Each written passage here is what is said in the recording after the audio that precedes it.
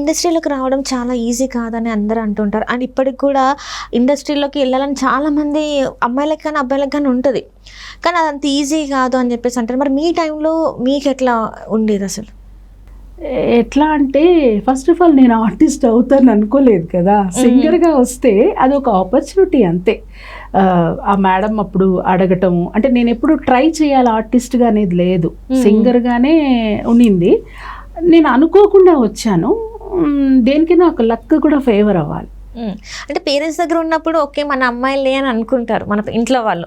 అసలు అప్పుడు ఒప్పుకోరమ్మా. ఫస్ట్ ఏంటంటే ఆడపిల్లని పంపించడానికి ఒప్పుకునే వాళ్ళు కాదు. మీ పేరెంట్స్ ఒప్పుకున్నారు, పంపించారు, మీరు ఒప్పించారు. మా ఫాదర్ని వాళ్ళని ఒప్పించారు. Okay okay.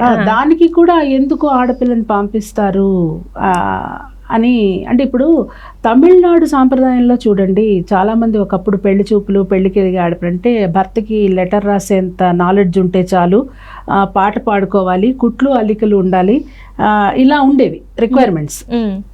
అంతేగాని ఆర్టిస్ట్గా వెళ్ళాలంటే పెళ్లి కాదు, ఆర్టిస్ట్ ఎలా అంటే పెళ్లి కాదు అని కాదు, ఇష్టపడరు అట్లా. మినిమం నాలెడ్జ్ చాలు అనుకో చాలు. అసలు ఆడపిల్లని చదువులు కూడా ఎక్కువగా చదివించేవాడు కాదు కదా అప్పట్లో. సో ఒక భయం ఉంటుంది, ఒక ఇన్ఫీరియర్గా ఫీల్ అవుతారు. రైట్. అంటే మీరు అక్కడ చెన్నై బ్యాక్గ్రౌండ్ అనమాట మీది? చెన్నై అంటే నాన్నగారు అక్కడ రైల్వేస్, మేము తెలుగు వాళ్ళమే కానీ సదరన్ రైల్వేస్లో నాన్నగారు వర్క్ చేసేవాళ్ళు. తిరువత్యూర్, వడివడి అంబాళ్ కోవెల్ అని తిరువత్యూర్లో తెలుగు మీడియం. తిరువత్యూర్లో కూడా ఒక తెలుగు స్కూల్ ఉంది, అందులో వేశారు చిన్నప్పుడు. అక్కడ ఏంటంటే షూటింగ్స్ ఎక్కువగా ఆ స్కూల్లో జరుగుతుండేవి. అలాగే చైల్డ్ ఆర్టిస్ట్గా నన్ను అప్పుడే తీసుకున్నారు. అది కూడా మా వాళ్ళు కొన్నాళ్ళు చేసిన తర్వాత చిన్నప్పుడే, నాకు ఊహ తెలియకముందే తీసుకున్నారు. తర్వాత మళ్ళీ నాకు సింగింగ్ ఇంట్రెస్ట్ ఉండి అప్పుడు 5th స్టాండర్డ్ నుంచి నేను విజయవాడకి షిఫ్ట్ అయ్యాక నేను బాలమురళీకృష్ణ గారు అప్పుడు మ్యూజిక్ కాలేజ్ ఆయన ప్రిన్సిపల్గా ఉన్నారు. ఆ టైంలో నేను అక్కడ మ్యూజిక్ కాలేజ్లో మ్యూజిక్ స్టార్ట్ చేశాను. అంతకుముందే నేను చైల్డ్ ఆర్టిస్ట్గా చేశాను. నాకు కూడా తెలియదు, మీ డెస్టినీలోనే ఉంది. ఇంకా మీరు ఇంకా ఇండస్ట్రీలోనే ఉండాలి, ఇంకా చిన్నప్పటి నుంచి మీకు అయిపోయింది. అంత స్టేజ్కి మరి భగవంతుడి బ్లెస్సింగ్స్ ఉంటే ఇంకా ఇండస్ట్రీ అంటే ఒకటమ్మా, మనకి ఫ్యామిలీ ఇదన్నీ ఉన్నప్పుడు కొంచెం ఎవరికైనా కష్టమే. ఫ్యామిలీకి ప్రయారిటీ ఇస్తాం కదా. సో అందుకని నాకు మ్యారేజ్ తొందరగా చేసేసారు. ఇంకా సో నాకు ఆ ఇష్టం మీద నేను కొంచెం ఈ డబ్బింగ్స్ కంటిన్యూ చేశాను. పిల్లలు కొంచెం కాలేజ్ డేస్కి వచ్చేసారి, ఇంకా పాప కూడా పెద్దదయ్యారు కాబట్టి పిల్లలిద్దరు. ఇప్పుడు నేను మళ్ళీ అండ్ మీ మ్యారీడ్ లైఫ్ ఎలా ఉంది? అంటే మీరే చెప్పారు చదువు ఇంత చాలు, లెటర్ రాసేంత చదువు ఉంటే చాలు అని.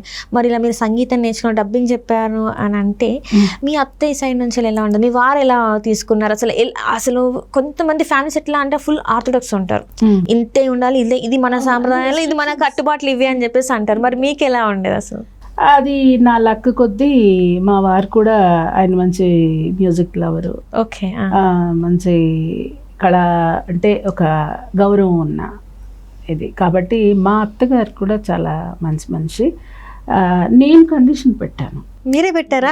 అంటే ఇది మీరు చాలా లక్కీ అని చెప్పాలి. ఎందుకంటే నేనేం కండిషను, నేను అసలు చాలా రోజులు నేను పెళ్లి చేసుకొని తర్వాత చేసుకున్నాక కూడా నేను కంటిన్యూ చేస్తానంటేనే అని చేసుకున్నాను. చేసుకున్న తర్వాత ఆటోమేటిక్గా పిల్లలు పుట్టాక మనకి కూడా వెళ్ళలేం కదమ్మా, వాళ్ళ ఫీడింగ్ ఏంటి వాళ్ళకి చూసుకోవడానికి.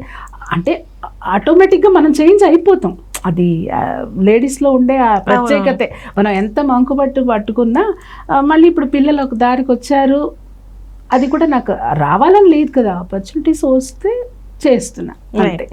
అండ్ అంటే ఆ తర్వాత అంటే ఇప్పుడు మీ వారు కూడా ఒప్పుకున్నారు, అంతా బాగానే ఉంది. ఇండస్ట్రీలోకి వచ్చిన తర్వాత మీరు ఫేస్ చేసిన కొన్ని అంటే ఉంటాయి కదా, ఆడపిల్లకి కొన్ని నెగిటివ్స్ అంటే బ్యాడ్ ఎక్స్పీరియన్సెస్ ఉంటాయి, గుడ్ ఎక్స్పీరియన్స్ ఉంటాయి. మీరేమైనా అలాంటి ఎక్స్పీరియన్స్ ఏమైనా ఫేస్ చేశారు? నాకు ఫేస్ చేయడం అంటే ఎందుకో తెలియదు కానమ్మా, మనుషులని కొంచెం అంటే నేను వచ్చేటప్పటికి పెళ్ళయి ఉన్నాను కాబట్టి ఫస్ట్లో అయితే మా ఫాదర్ ఉన్నారు. పెళ్ళైన తర్వాత మళ్ళీ ఇలాగా వస్తున్నప్పుడు కూడా తొందరగా నేను ఎవరిని కూడా ఎక్కువ నేను ప్రయత్నం కూడా నా నుంచి లేదు.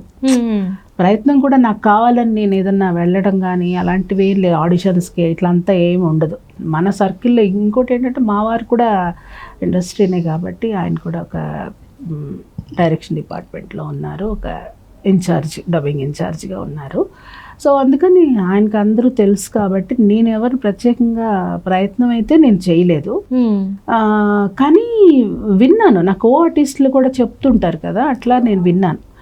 అంటే ఎవరన్నా నాకు నెగటివిటీ అనేది మనకు తెలుస్తుంది. అంటే ఒక మనిషి చూపులో కానీ ఒక ఇదిలో కానీ మనకు అర్థం అవుతుంది.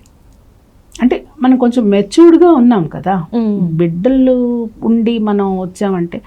కానీ ఎంత మెచ్యూర్డ్గా ఉన్నా ఎక్కడన్నా మనకు అలా నచ్చలేదు, అది ఆ ప్లేస్లోనే నచ్చలేదు, ఒకళ్ళ మాట నచ్చలేదు, ఒకటి లేదు అంటే మనకు ఆపర్చునిటీ వద్దు.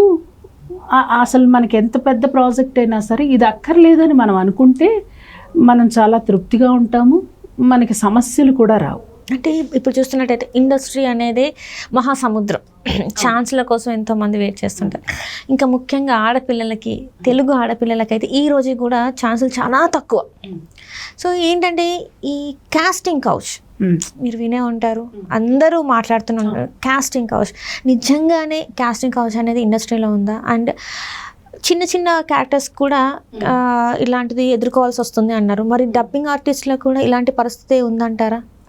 డబ్బింగ్ ఆర్టిస్టులకి ఎక్కడైనా అది ఒక ఇండస్ట్రీ అనే కాదమ్మా. ఇండస్ట్రీ కాబట్టి మనం కాస్టింగ్ కౌచ్ అని మాట్లాడుతున్నారు. ఆడపిల్లలకి సమస్య ఎక్కడ లేదు. ఒక కార్పొరేట్ సెక్టార్లో తీసుకో, లేకపోతే ఇంకో చోట తీసుకో, ఎక్కడికి వెళ్ళినా ఆడపిల్లలకి ఈ థ్రెట్ లేదంటారా మీరు చెప్పండి? ఖచ్చితంగా ఉంటుంది. కాకపోతే ఇక్కడ ఒక యాంకర్స్ కానీ ఒక ఎవరైనా సరే ఎవరికైనా చక్కగా ఉన్నారు మీరు అంటే అవతల వాళ్ళ నుంచి ఏం ఎక్స్పెక్ట్ చేస్తున్నారు వాళ్ళు అనేది మనకు తెలియకపోయినా మనకు అంతరాత్మ మైండ్ వాయిస్ ఒక మనిషిని చూడగానే ఒక గెస్సింగ్ ఉంటుంది. సో కొన్ని చోట్ల డైరెక్ట్గా వాళ్ళ చేష్టలు అవి ఉన్నప్పుడు మీరు అది నెగిటివ్గా ఉంది అన్న దగ్గర మీరు ఉండకండి. అంటే నేను చెప్తున్నాను ఆర్టిస్టులు కానీ బయట కూడా ఉంది కదా. ఇప్పుడు ఇది ఇండస్ట్రీ కాబట్టి మనం కాస్టింగ్ కౌచ్ అని ఒక బోర్డు వేసేసి దీన్ని పెద్ద అంటే ఎవరికి వాళ్ళకి మార్పు అనేది వాళ్ళకి రావాలి. మనం ఒక ఆడపిల్ల అంటే వాళ్ళు ఏ పరిస్థితుల్లో వచ్చారు, ఇప్పుడు నాకు చేయాల్సిన అవసరం లేదు అని నేను అనుకోండి, నాకు అక్కర్లేదని, కానీ ఖచ్చితంగా బతకాలి అని వచ్చిన వాళ్ళ పరిస్థితి ఏంటి అంటే అలాంటి అంటే నేను అంటే ఈ సందర్భంగా కొన్ని చెప్తాను చూడండి. పెద్ద ఆర్టిస్టులు పేర్లొద్దు, కొన్ని మన కొంతమంది ఉన్నారు. నేను డబ్బింగ్ చెప్పిన జయలలిత గారు, ఇలా ఇంకొంతమంది ఆర్టిస్టులు చెప్పారు ఇంటర్వ్యూస్లో. అంటే నేను ఆవిడకి వాయిస్ చెప్పాను కాబట్టి ఈ మధ్య కాలంలో విన్నా నేను. అంటే ఎవరు కూడా వీళ్ళందరూ కూడా చక్కని ఆర్టిస్టులు, వీళ్ళే కాదు చాలామంది సీనియర్ ఆర్టిస్టులు అందరూ కూడా ఈ కాస్టింగ్ కౌచ్ గురించి చాలా మాట్లాడారు. వాళ్ళ అనుభవం అంత లేదు మన జీవితం, అంటే నా జీవితం. వాళ్ళు చెప్తున్నది అందరూ చెప్పిన దాంట్లో కామన్ పాయింట్ ఏంటంటే మేమందరం ఇండస్ట్రీని నమ్ముకుని ఇల్లు షిఫ్ట్ అయిపోయాం, అందరూ వచ్చేసాం, ఎవడో ఒక ఆపర్చునిటీ అనగానే అందరూ షిఫ్ట్ అయ్యి వచ్చిన తర్వాత మళ్ళీ వెనక్కి తిరిగి అంటే ఒక మనిషి సంపాదిస్తే ఇంతమంది ఫ్యామిలీ మీద ఆధారపడి ఉంటే ఒక ఆడపిల్ల ఏం చేస్తారు? ఇది మనం తప్పు ఒప్పు పక్కన పెట్టండి, మనం వెనక్కి తిరిగి ఏ క్యారెక్టర్ వచ్చినా ఆవిడ నిజంగా చెప్తుంటే నేను వాయిస్ చెప్పాను, ఇంత చిన్న గౌన్ వేసుకున్నాను, ఒక యాంకర్ అడిగారు మీకు ఇది అనిపించలేదా అంటే నా ఫ్యామిలీ గుర్తొచ్చింది, ఇంక అదర్వైజ్ నాకేం గుర్తు రాలేదు. అంటే నేను కాస్టింగ్ కౌచ్ గురించి కదా, అక్కడ డ్రెస్ సెన్స్ గురించి మాట్లాడుతున్నాను. అంటే ఏ ఆడపిల్ల కూడా అలాగా ఉండాలనేది ఎవరు అనుకోరు, గౌరవప్రదమైన స్థాయిలో ఉండాలనే కోరుకుంటారు కదా. సో ఎవరు చెప్పినా కూడా కామన్ పాయింట్ ఏంటంటే కుటుంబము, వాళ్ళని మేము పోషించాలి అనేది ఉంది. నిజాలు అనేది ఇంకా వాళ్ళు చెప్పిందే కదా వింటే పెద్ద ఆర్టిస్టులు. ఇది కాకుండా చూస్తే ఇంకా ఎక్కడైనా ఏ సెక్టార్లో అయినా ఉంది. ఆడ మనిషి ఉద్యోగానికి వచ్చిన తర్వాత ఈ ప్రాబ్లం బయటికి రాకూడదు. అందుకే పూర్వకాలం చూడండి, ఆడపిల్లలు ఎంత సాధించినా సరే బయటికి రాకూడదు, ఉద్యోగాలు చేయకూడదు, చదువుకోకూడదు. నిజంగానే చదువుకోవడం అన్నీ మంచి విషయాలే, మనం చూసే దృష్టిలో ఉంటుంది. వాళ్ళు బయటకు వచ్చి ఉద్యోగాలు చేస్తుంటే అంటే గ్రాంటెడ్గా తీసుకుంటారని మగాళ్ళు.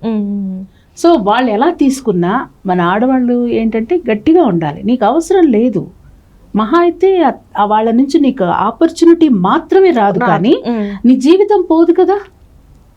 అంతే కదమ్మా. అంటే ఇప్పుడు ఉన్న వాళ్ళు ఏంటంటే ఒక్క ఛాన్స్ వస్తే చాలు, సో దేనికైనా రెడీ అన్నట్టుగా కూడా చాలా మంది ఉన్నారమ్మా, ఉన్నారు. అది వాళ్ళ విఘ్నతకి వదిలేయాలి మనం.